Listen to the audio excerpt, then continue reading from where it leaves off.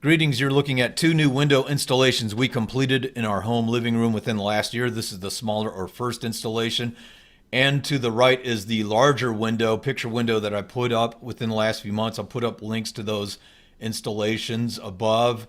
And while Ryder, the dog, is nice and relaxed, he didn't do anything with these installations. But what I wanted to do was focus on these window casing installations. I used maple hardwood for these window casings, and if I do say so myself, I think those casings turned out quite nicely. So let's dive in, and I'll give you the particulars on how I built these casings. The first piece I cut was this lower portion of the inner portion of the window frame, and you can see on either end of this piece there are notches that I had to cut to allow for this piece to fit inside the frame. And so what I'll do is I'll test place this piece before fastening it into place, and you can see those notches fit nicely around that corner on that end and the corner down here on this left end. And I cut this piece to be 1/8 shorter than it needed to be, just to allow for easy placement. Better to have it just a little bit loose than too snug. Also wanted to make sure this piece is flush with the wall, and now I can go ahead and measure out where I want to place the fasteners. I'm going to use Torx bolts to fasten it in place. The first thing I wanted to do was drill a pilot hole, and I'm using a countersink drill bit to drill that pilot hole to allow for the Torx bolts heads to fit snugly inside the actual piece. I don't want those heads protruding out from the piece. As you can see, I have to put a little pressure on the cordless driver to really get that drill bit in there, because underneath this maple piece is some pretty solid steel. All right, we've got our pilot holes drilled. Now we can place the Torx bolts in there and get this piece fastened down. Once we get this bottom piece fastened in place, then we can start working on the sides.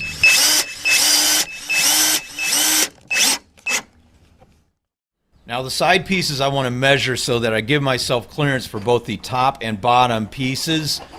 So what I wanted to do was use the top piece, which I had already cut, to just make sure that there's going to be clearance for that piece as well as the bottom piece. So I'm just going to position it so that I know that I've got the right measurements for the side pieces, because I want to put the side pieces in place. I want to fix them in place first, and it'll be that much easier to then attach the top piece. You can see that these side pieces are a little bit narrower than the actual frame width because there's a protruding corner. You can see it right there, right by the spray and foam. It sticks out, and the only way to really work around that is to cut a second piece that will go on top of this side piece. And I've got my countersink hole ready to go right there. And once I fasten in these side pieces, it'll be much easier to attach the top piece, which first, of course, I'm going to make sure that it fits okay, that it's got a decent, relatively snug fit on top. There's a little bit of airspace on either end, but that's okay. That'll be covered up eventually, so no one will ever see it. Now, the next thing we need to work on are pieces that cover up this protruding corner that you see there. We've got a piece of metal that sticks out, kind of sticks out away from the spray and foam. So we're going to cut a piece that fits over that spray on foam and then fits over that protruding piece of metal. So it's going to be essentially a 2-layer siding, and here on my table saw is a second layer or a second siding piece, and I just need to take a little bit of the edge off that corner. I'm going to use my power sander to do that. I just want to kind of give it a very, very slight rounded effect on that corner that's going to be visible. I'm trying to be careful not to oversand. I don't want to take too much wood off. And then here you can see how I've got a very slight rounded effect. Just makes for a little more pleasant aesthetics once this siding piece is fastened on top of the underlying layer. And now I can position this second layer on top of the spray-on foam and on top of the underlying layer. I'm going to use the same fastening techniques, countersink drill bits, Torx bolts, etc. Now these top level maple pieces are going to be fastened to the lower level maple pieces, so they're not being attached to steel or metal, they're being attached to wood. So along with the countersink bits, I'm also going to use a very, very narrow regular drill bit to prevent any splitting or cracking for the underlying metal pieces.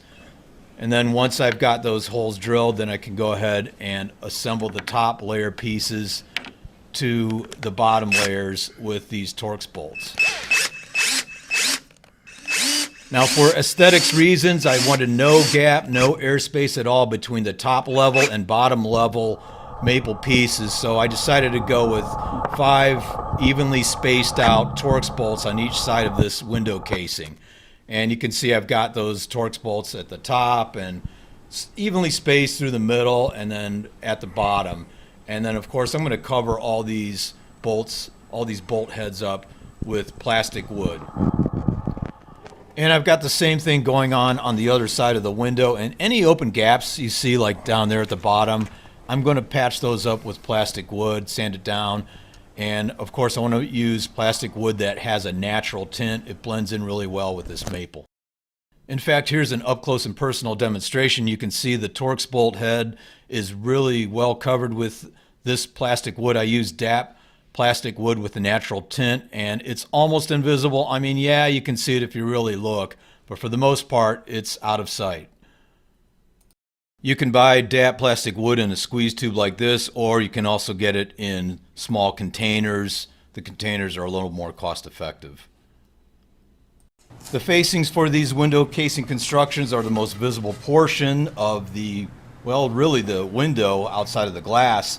I took 3/4 inch thick pieces of hardwood maple and just split them right down the middle with a table saw, because as many of you know, hardwood's not exactly cheap, so I wanted to get as much material out of each piece of lumber that I could get. Those sides with the burn marks or saw marks will be the sides that attach up against the wall, so they'll be out of sight. And when you're slicing this hardwood, make sure to allow for the curve or the width of the actual saw blade. I temporarily attached the lowest facing piece first, and that way I was able to kind of measure off all the other pieces, you know, a little more easily. What I did was I used a scrap piece of facing like you see right there, because I wanted to get a little overlap around the entire window. I wanted overlap around the interior pieces, so I used this scrap piece of wood to gauge, you know, the width that I wanted to achieve for that overlap. And then I used the same piece of scrap wood to gauge where to place the upper level facing. You can see how I've marked things off right here. As you can see, I temporarily installed the blind rail just to make sure that it would fit.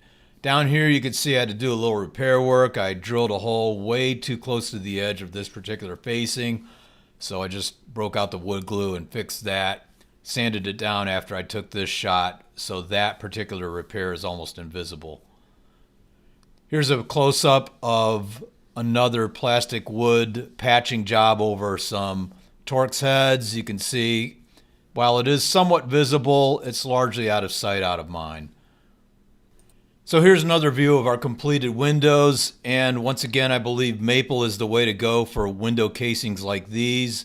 I really like the way the maple sets off the, I guess you could call it, beach paint theme that we have in our living room. I added a coat of boiled linseed oil to each of these window frames. It really sets off the look a little better and adds a little bit of protection as well. Anyway, I hope this video helps you with your window remodeling project. If it did, please subscribe to my channel. I have plenty of other DIY videos out there. And thanks for watching. Have a great day.